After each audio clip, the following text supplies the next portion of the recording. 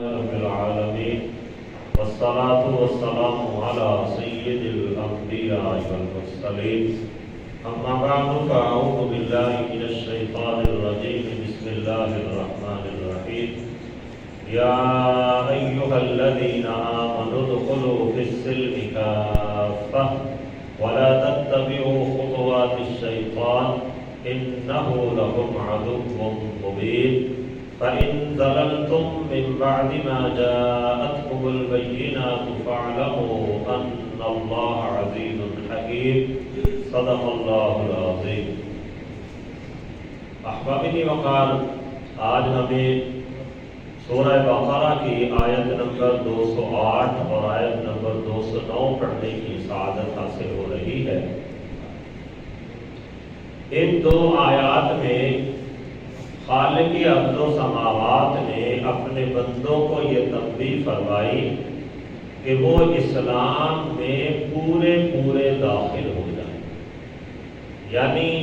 اسلام کے تمام احکامات پر دل و جان کے ساتھ عمل کرنا شروع کر دیں. ارشاد فرمایا یا ایھا الذین آمنوا ادخلوا فی السلم کافہ، اے ایمان والو اسلام میں پورے داخل ہو جاؤ. وَلَا تَتَّبِعُوا خُطُوَاتِ الشَّيْطَانِ، اور شیطان کے نقش قدم پر نہ چلو. إِنَّهُ لَكُمْ عَدُوٌّ مُبِينٌ، بے شک وہ تمہارا کھلم کھلا دشمن ہے. پھر آگے ارشاد فرمایا فَإِن زَلَلْتُم مِّن بَعْدِ مَا جَاءَتْكُمُ الْبَيِّنَاتُ، پھر اگر اس کے بعد بھی تم پھسل جاؤ کہ تمہارے پاس واضح روشن نشانیاں آ گئی، روشن دلیلیں تمہارے پاس آ گئیں، اس کے باوجود بھی اگر فرمایا تم پھسل گئے تو پھر آگے تنبیہ فرمائی فَاعْلَمُوا أَنَّ اللَّهَ عَزِيزٌ حَكِيمٌ، تو جان لو کہ رب تعالی بڑا زبردست اور حکمت والا. تو احبابی دی وقار، یہ جو آیات ہیں ان میں سے بالخصوص جو پہلی آیت بینہ ہے، اس کے شان نزول کے حوالے سے مفسرین کرام نے بیان فرمایا کہ حضرت عبداللہ بن سلام رضی اللہ تعالی عنہ یہ یہودیوں کے بہت بڑے متبحر قسم کے عالم تھے. اپنی کتاب انہیں زبانی یاد تھی اور بہت عبور حاصل تھا اس کتاب کے اوپر. تو جب انہوں نے اسلام قبول کیا، حضرت عبداللہ بن سلام نے اور ان کے ساتھ دیگر کچھ ساتھی تھے ان کے، تو ان کے دل کے اندر یہ خیال آیا کہ ہم دین موسوی پر قائم تھے، اور دین موسوی کے اندر ہفتے والے دن شکار کرنے سے منع کیا گیا تھا، اونٹنی کا دودھ پینے سے اور اونٹ کا گوشت وغیرہ کھانے سے منع کیا گیا تھا، اور دیگر کچھ ایسی چیزیں جن کا اسلام کے اندر کرنا واجب نہیں ہے، اگر بندہ کر لے تو جائز ہے، حلال قرار دیا، لیکن دین موسوی کے اندر انہیں منع کیا گیا تھا. تو ان کے دلوں میں یہ خیال آیا کہ کیوں نہ ہو کہ ہم حضرت موسیٰ علیہ السلام کے جس دین پر پہلے تھے وہ بھی ہماری کچھ پابندیاں برقرار رہیں. اسلام تو ہم نے قبول کر لیا ہے، لہذا ہم اسلام پہ بھی عمل کریں اور اس پہ بھی عمل کریں. اور اس میں انہوں نے تطبیق اس طرح سے دی کہ اسلام کے اندر اگرچہ شکار کرنے کی اجازت ہے لیکن فرض واجب تو نہیں ہے کہ ہر روز ہی شکار کرنا ہے، جب بندہ چاہے کرے، نہ چاہے تو نہ کرے. اس لیے کہا کہ دین موسوی میں چونکہ ہفتے والے دن منع کیا گیا تھا، ہم ہفتے والے دن شکار نہیں کریں گے، باقی دنوں میں کریں گے، دونوں پہ عمل ہو جائے گا. اسی طرح کہا کہ اسلام کے اندر اونٹنی کے دودھ پینے کو حلال قرار دیا گیا، اونٹنی کے گوشت کھانے کو حلال قرار دیا گیا، لیکن فرض یا واجب تو نہیں قرار دیا گیا. اگر کوئی بندہ پوری زندگی بھی اونٹنی کا دودھ نہ پیے یا گوشت نہ کھائے تو اس کے اوپر کوئی گناہ نہیں. اس لیے کہا کہ دین موسوی میں اس کی ممانت تھی، ہم اس پہ بھی عمل کر لیتے ہیں اور اسلام پہ بھی عمل ہو جائے گا، کیونکہ اسلام میں اس گوشت کا کھانا فرض یا واجب ہے ہی نہیں. جب ان کا اس طرح سے خیال دل میں آیا تو رب تعالیٰ نے یہ آیہ بینہ نازل فرما دی، یا ایھا الذین آمنوا، اے ایمان والو، ادخلوا فی السلم کافہ، اسلام کے اندر پورے پورے داخل ہو جاؤ۔ اگرچہ حضرت موسیٰ علیہ السلام بڑے برگزیدہ پیغمبر ہیں، ان کا دین بھی برحق تھا، لیکن جیسے ہی نبی علیہ السلام نے اعلان نبوت فرمایا، حضور کی شریعت دنیا کے اندر آئی، تو اس وقت حضرت موسیٰ علیہ السلام کی شریعت کے جو بھی احکام تھے جنہیں شریعت نے جائز قرار دیا وہ تو جائز رہے، باقی تمام کے تمام حکم منسوخ ہو گئے۔ اب اگر کوئی بندہ یہ چاہے کہ میں ان پہ بھی عمل کر لوں، انہی پہ بھی عمل کر لوں، تو شریعت نے اس کی اجازت نہیں دی، بلکہ حکم دیا کہ اب جب اسلام میں داخل ہوئے ہیں تو پورے کے پورے اسلام میں داخل ہو جائیں، آدھا اس پہ عمل کریں آدھا اس پہ عمل کریں، یہ شرعاً جائز نہیں ہے۔ بلکہ فرمایا وَلَا تَتَّبِعُوا خُطُوَاتِ الشَّيْطَانِ إِنَّهُ لَكُمْ عَدُوٌّ مُّبِينٌ۔ یہ تنبیہ فرمائی کہ اس طرح کے خیالات کا ذہن کے اندر آنا یہ شیطان کی طرف سے ہوتا ہے، اور شیطان بندے کا کھلم کھلا دشمن ہے۔ اس لیے کہا کہ جو چیزیں اسلام کے اندر مباح ہیں اور اسلام میں جن کی اجازت دی گئی وہی کام کریں، اور جن سے اسلام میں منع کر دیا گیا ان سے مکمل طور پہ اجتناب کریں۔ اور ہر ایسا کام جس کی وجہ سے اسلام میں کوئی ممانعت تو لازم نہیں آتی، لیکن وہ کام کرنے کی وجہ سے یہود و نصارہ سے غیر مسلموں سے مشابہت لازم آتی ہو تو شریعت مطہرہ میں اس سے بھی منع فرما دیا گیا۔ نبی علیہ السلام نے ارشاد فرمایا من تشبہ بقوم فہو منہم، کہ جو بندہ کسی قوم کے ساتھ مشابہت اختیار کرتا ہے تو وہ بھی انہی میں سے ہو کے رہ جاتا ہے۔ اس لیے مسلمانوں کو تنبیہ کی کہ کفار و مشرکین کے غیر مسلموں کے جو بھی طور طریقے ہیں اگرچہ اسلام کے اندر اس کی ممانعت نہ ہو، لیکن کفار کے ساتھ مشرکین کے ساتھ مشابہت لازم آتی ہو تو ایسے کام سے رکنا بھی مسلمانوں کے لیے لازم قرار دیا گیا تاکہ وہ اسلام کے اندر پورے کے پورے داخل ہو جائیں۔ پھر آگے ارشاد فرمایا فَإِن زَلَلْتُم مِّن بَعْدِ مَا جَاءَتْكُمُ الْبَيِّنَاتُ، اور اگر اس کے بعد بھی تم پھسلو کہ جب تمہارے پاس واضح روشن دلیلیں آ گئیں، اس سے پہلے تو جتنے بھی اعمال کیے کوئی حرج نہیں، لیکن فرمایا جب تمہارے پاس علم آ چکا، کسی چیز کی معلومات تمہارے پاس آ چکی،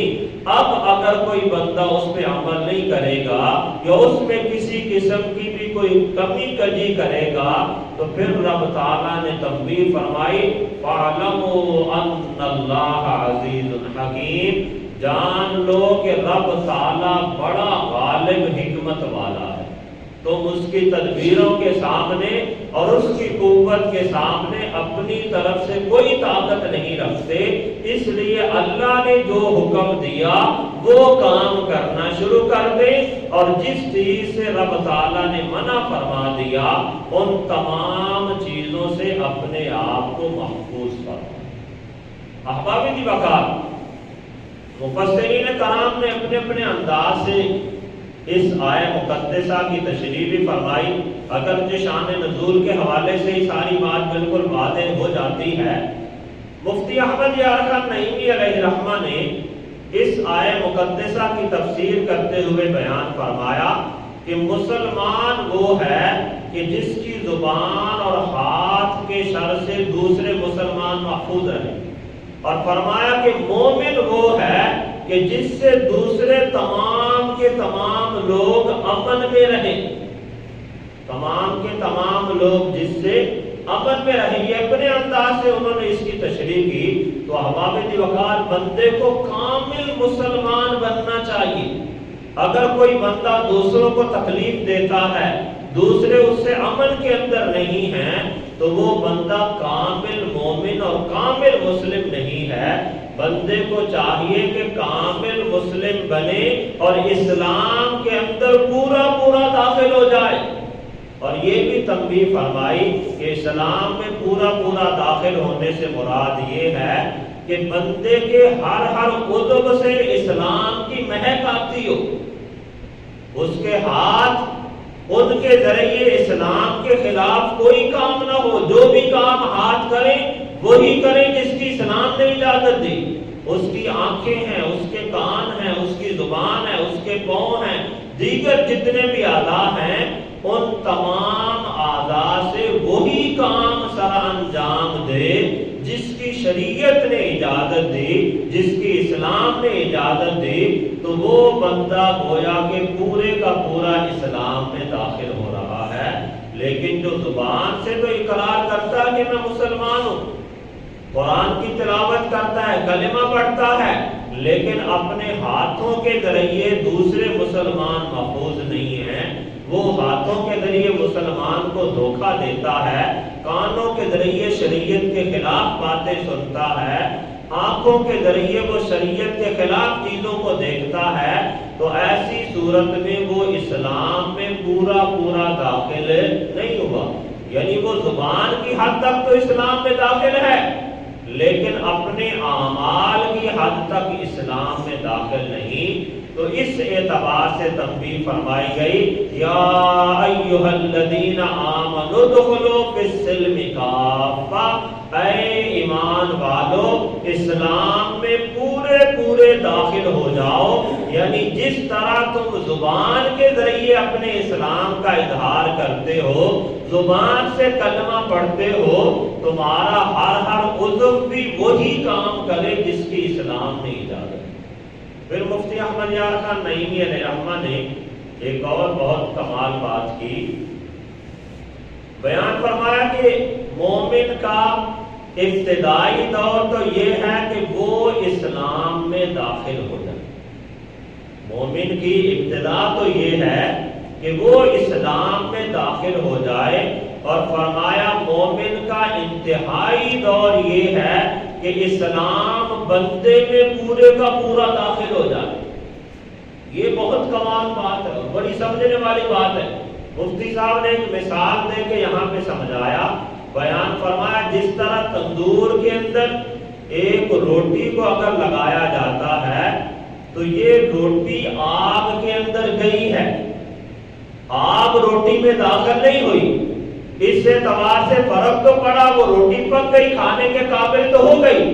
لیکن فرمایا کہ اسی طرح اگر کوئلے کو آگ کے اندر ڈالا جائے تو آگ کوئلے کے اندر داخل ہو جاتی ہے۔ اب فائدہ یہ ہوتا ہے کہ جب آگ کوئلے کے اندر داخل ہو گئی تو ہر وہ کام جو آگ کر سکتی تھی وہ کام کوئلہ بھی کر سکتا ہے۔ تو اس لیے فرمایا مومن کا ابتدائی دور تو یہ ہے کہ اسلام، بندہ اسلام کے اندر داخل ہو جائے، اور انتہائی دور یہ ہے کہ اسلام بندے کے اندر داخل ہو جائے۔ مطلب یہ کہ پھر جو کام اسلام کرتا ہے یہ بندہ جہاں بھی پہنچے گا وہاں پہ اسلام کی ترویج ہوتی چلی جائے۔ جیسے آگ جب کوئلے کے اندر داخل ہو جاتی ہے تو اب وہ کوئلہ جہاں پہ بھی رکھا جائے گا وہ جلائے گا، اس کا کام ہی جلانا ہے۔ اسی طرح اسلام جب بندے میں داخل ہو جائے گا،